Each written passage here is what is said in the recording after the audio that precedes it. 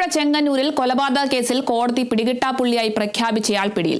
ചെറിയനാട് സ്വദേശി ജയപ്രകാശിനെയാണ് ചെന്നിത്തലയിൽ നിന്നും police arrest ചെയ്തത്. മുൻവൈരാഗ്യത്തിന്റെ പേരിൽ ഒരാളെ കൊലപ്പെടുത്തിയ കേസിലെ പ്രതിയാണ് ഇയാൾ. സംഭവത്തിന് ശേഷം ഒളിവിൽ പോയ പ്രതി 31 വർഷത്തിന് ശേഷമാണ് പിടിയിലാകുന്നത്. ഇയാൾക്കെതിരെ ചെങ്ങന്നൂർ ജുഡീഷ്യൽ 1ാം ക്ലാസ് മജിസ്ട്രേറ്റ് കോടതി അറസ്റ്റ് വാറണ്ട് പുറപ്പെടുവിച്ചിരുന്നു. കോടതിയിൽ ഹാജരാക്കിയ പ്രതിയെ റിമാൻഡ് ചെയ്തു.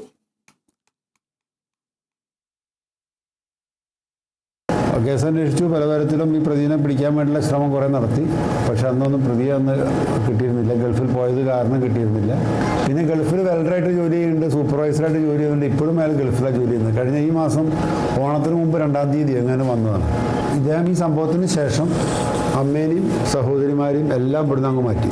ഇദ്ദേഹം പിന്നെ ലീവിന് ഒരു കാരണവശാലും ഈ നാട്ടിലേക്ക് ചെറുനാട്ടിലേക്ക് വരില്ല. വന്നു കഴിഞ്ഞാൽ ജയപ്രകാശ് അന്ന് 26 വയസ്സ്, ഇന്ന് 57 വയസ്സ്.